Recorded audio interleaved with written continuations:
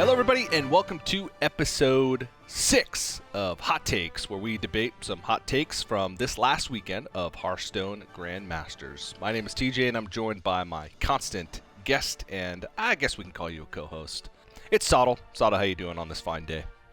I'm still annoyed about last week, TJ, if we're going to be honest, but you're not going to catch me again. You'll have to get out of bed real early in the morning to hit me with that one again. I'm going to be constant vigilance this week. All right. Well, I definitely don't have anything planned for assuring that I win this week of Hot Takes. So, if you get the better of me, you're just going to win fair and square. Okay. We'll see how it plays out. Hot take number 1. Buy into the hype. Quest Warlock is the best deck in Standard. Wow, what was that petty laugh all about? All right, I'll take this one, I guess. Ah, jeez.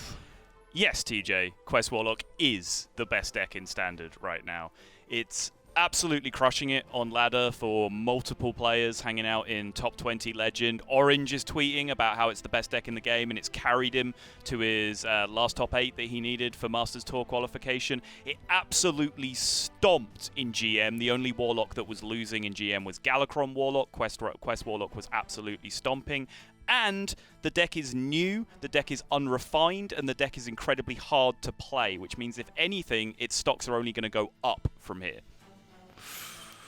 Oh, all right. This one's tough because I do think Quest Warlock is very good, but best deck in Standard, not yet. Because of the point you made, the fact that it's new, I just don't think players have had enough time to adjust to it and find the counters. I have been playing with a very good counter myself, which is Bomb Warrior. Yep. And I think that Bomb Warrior right now currently holds the slot as the best deck in Standard, because if you look at the popular decks in the metagame right now, especially at high ranks, it does well against a lot of them. I think that it's better against Highlander Warrior because of the bombs than the normal Warrior. It still has the Risky Skipper Armorsmith package to be good against Demon Hunter. It's better against Spell Druid because they're drawing heavily through their deck, so they're going to be drawing bombs after you put on that early aggression with your weapon swings. And it beats Quest Warlock pretty handedly. So I disagree. I think that there's not enough time right now for Quest Warlock to be called the best deck in Standard, and I already have a counter, and many players already have a counter with Bomb Warrior that also has good matchups across the board. So. Starting as we mean to go on, I see, TJ. The first 2-minute round from TJ Sanders of week number 6. Come on, dude. Play by the rules at least a little bit. You took 32 seconds. Sure. I will certainly give you one thing, TJ. You do concede to some Wrench Caliber as a Quest Warlock. I will admit that much. Boom. Still good matches in the metagame. Point to TJ. Easy peasy. So that brings us to hot take number 2.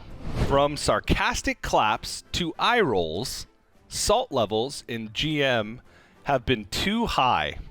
Not even close, TJ. If anything, they're still not high enough. We want to see more salt. I want to see people raging, because at least that means they care. You know what I don't want to see? Is players getting 0-3'd and having this look of, oh, well, I guess I just go back to streaming now. Like, players getting salty about losses shows that they're invested. It also shows emotion. It also portrays them as human beings, which is something that is sorely lacking in a lot of Hearthstone broadcasts. I would like them to go even further and just call out the player that they just lost to on Twitter immediately afterwards for playing badly, and then we can just resolve it all with a best of 11 show match afterwards. I am not against showing emotion. In fact, when it's warranted, I love when players pop off, either positively or negatively. I do think that the salt levels are too high for situations that they shouldn't be high. I think players are sarcastically clapping and eye rolling at just normal things that happen in a game of Hearthstone.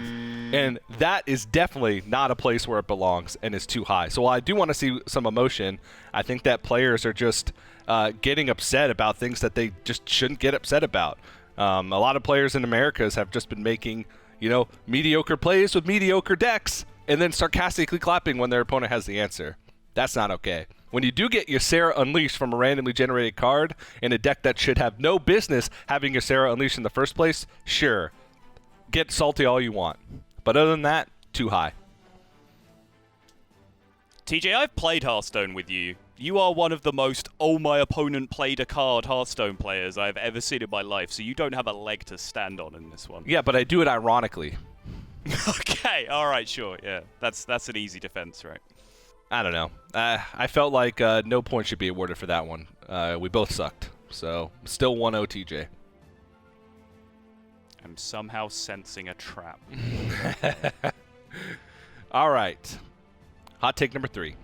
In first place yet again, Jarla deserves to be called the best player in Europe.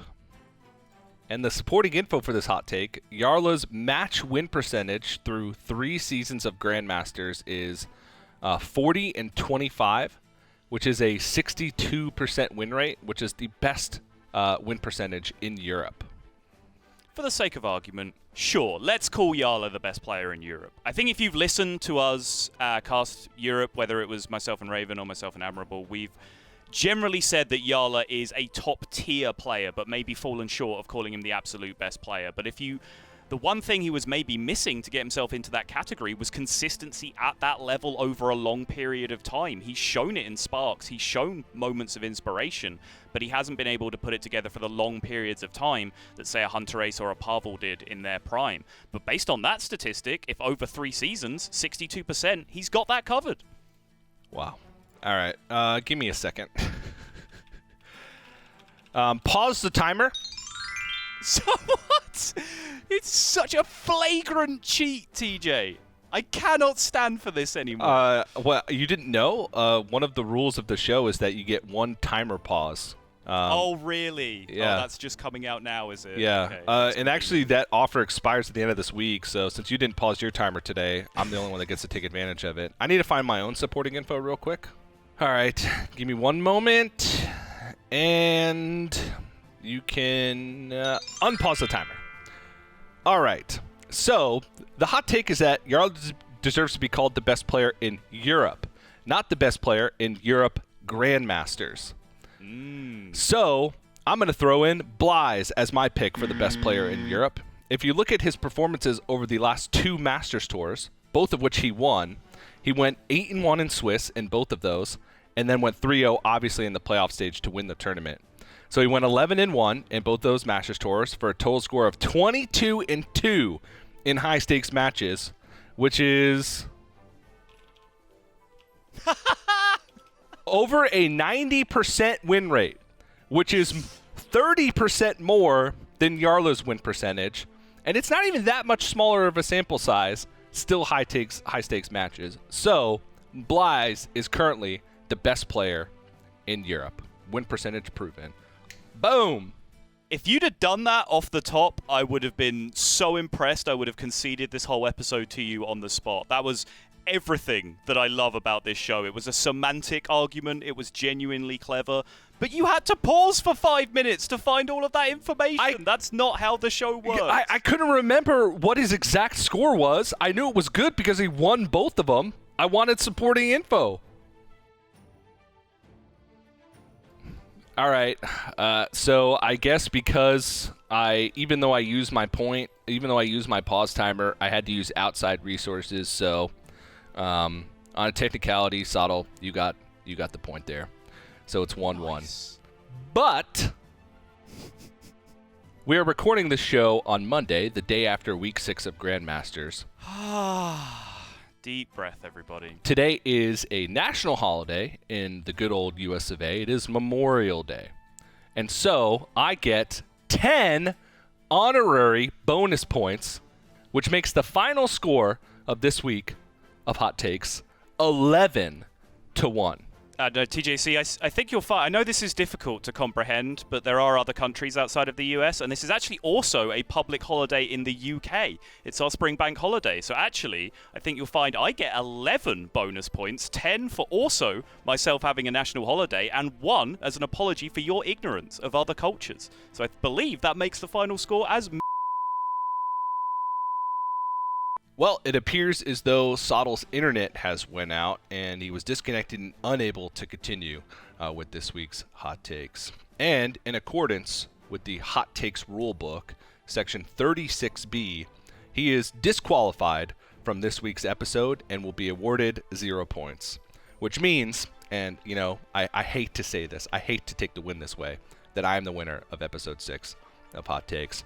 But thanks for tuning in, and we'll see you next week for more Hot Takes.